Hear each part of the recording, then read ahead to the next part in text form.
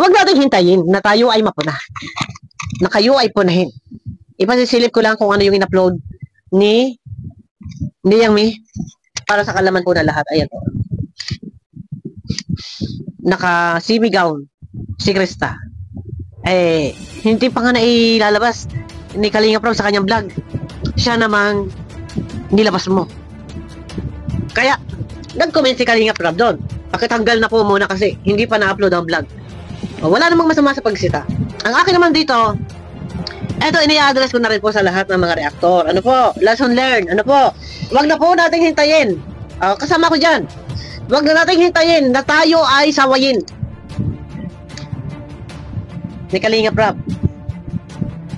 Maghintay tayo na maka 48 hours. Yan 48 hours sa pagkakaalam ko, hindi na po 24 hours. Bago po kumuha ng video clip para gawing reels, hintayin maka 24 hours bago kumuha ng mga picture.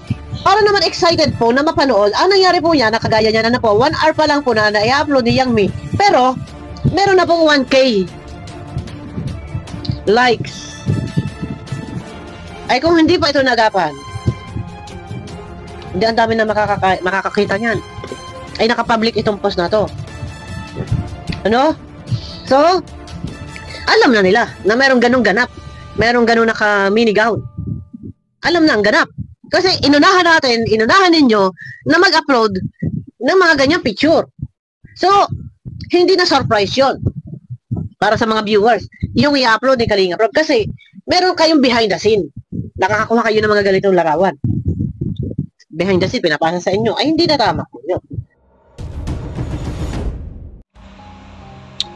Ano ba talaga nangyayari? Baka naman dun sa mga reactors dyan, ha? Lalo na si Baby Bopil. Aba, buti na lang maganda-ganda reaction mo. Eh paano naman yung iba patungkol dito kay Yang Mi? At bilang advisor, syempre hindi ko papabayaan na basta-basta na ganun na lamang. Alam kong may pagkakamali kahit papano na mali nga yung ginawa niyang pagpo-post doon sa photo ni Krista at naunahan yung pagbablog ni Kalinga Prab na hindi pa nailalabas. Alam natin na mayroong umiiral na patakaran na ganyan at dapat na masunod. Sa pagkakataon na yan, siguro nakalimot lamang siya na kahit saan pa nanggaling yan, nagaling pa man sa kung saan lupalup yung picture na yan at na-post niya, ito po ay masasabi natin or matatawag natin na honest mistake. No, pag sinabing honest, ibig sabihin hindi naman talaga intentional na sirain or baliwalain yung rules. Kumbaga kadalasan kasi nakakalimot tayo doon sa ating pong mga obligasyon, no, doon sa mga patakaran na dapat nating sundin.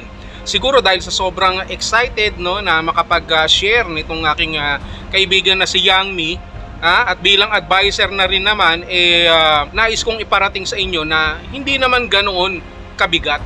No, kaya nga maayos din naman yung pagkakasabi ni Kalinga Prab na kahit na nag-comment doon sa kanyang post na pakitanggal muna at hindi pa nakakapag-vlog o hindi pa nailalabas yung vlog, ito ay maayos na pakiusap. Ibig sabihin hindi naman ganun ka-big deal talaga. Ngayon, bakit nagiging big deal sa ibang reactors? Eh syempre, trip na trip nila si Yang Mi, no? Kapag si Yang Mi talaga namang pinuputakte ng mga intriga, kahit naman noon pa, kahit nung kami po ay magkasama sa susulong ng landing pad sana para sa Iloilo, no? Kahit sa Kapalonga, no? Maraming against, marami po ang tumututol. Hindi dahil siguro doon sa mismong gagawin o proyekto o pagpaplano, kung hindi mismo dito kay Yang Mi. Doon sa mga nag-content kay Yang Mi patungkol dito at pinuna siya, okay lang naman na magpuna tayo, okay lang din naman na magpaalala kung ano man ang dapat nating sabihin doon sa ating pong kasamahan. Pero wag naman to the point na parang pe-personally natin at wag tayong mag-aaway-away. Okay lang na magkaroon tayo ng mga diskusyon, no, ng mga opinion natin, ng mga saloobin natin, but we need to be professional at hindi natin to masyadong gawing personal. At ganun din naman dito sa aking kaibigan na si Yang Mi, no, bilang advisor mo, wag mo na rin masyadong pagpapatulan itong mga reactor na nagko-content sa'yo. Kasi nga, kung sinasabi mo na content lang din naman yan, content na naman, alam mo naman pala na content na kaya wag ka na rin mag-react. Sa totoo lang, kapag hindi ka tumigil ng pagre-react dyan, hindi rin matatapos yan. At mabibigyan mo lamang sila ng content. Mabuti dito kay Bopil Vlog, sinasabi niya na in general daw. Yung sinasabi niya, hindi ko lang alam kila Ate Glo o kila Sangkay o kung sino pa na nag-content sa'yo, But anyhow, kung ano't ano man ang mga nasabi nila, no, wag mong masyadong personalin. No, wag kang masyadong paapekto at gawin mo itong sandata, gawin mo itong basehan para ipakita sa kanila na hindi ka ganung klaseng tao. Na itong pagkakamali na ito was an honest mistake na hindi na dapat pang palakihin. At kung magko-content man sila sa iyo, hayaan mo lamang sila. At least makakatulong ka sa kanila na sila ay nagkaroon ng content. Itong ginagawa natin na ito, pagdating sa pagpapaalala sa mga rules, ay natural lamang at dapat na masunod. Kaya kung ako sa iyo, Yang Mi, wag mong pinagpapapansin, lalo na yan si Baby Bopil. Kasi ang totoo niyan, kinokol niya lang yung attention ko. No? Alam niya naman na advisor mo ko at medyo dikit ako sa iyo. Kaya ayun, nagpapapansin na naman sa akin yan at kung ano-ano na naman ang sinasabi. At baka kapag nagkataon maglalabas na naman ng legs yan si Baby Bopil para makuha ang atensyon ko. Kasi eto, pinagtatanggol kita sa kanila. Yung mga reactors na yan na nagko-content sa'yo, mga mababait naman yan sa totoo lang, no?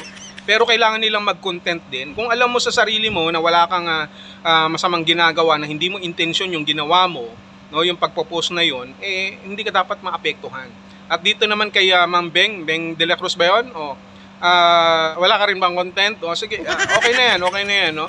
At wag lang masyado, kalma-kalma lang ng konti, no? At para hindi ka mapuruhan. Alam mo naman, maraming nag-aabang din. Lalo na ngayon, wala tayong masyadong mai-content na mga issue-issue. So ito, talagang hindi papalampasin to ng mga reactors. Kaya kung ako sa'yo, Miss Beng, kalma na. Hayaan mo na si Yang Mi dyan. Dito naman kay Yang Mi, wag mo na silang pansinin. Kung sa tingin mo, nakapokus ka sa pagtulong, sa pagko-content, sa pagtulong sa mga lab team, pagsuporta, yan ang gawin mo.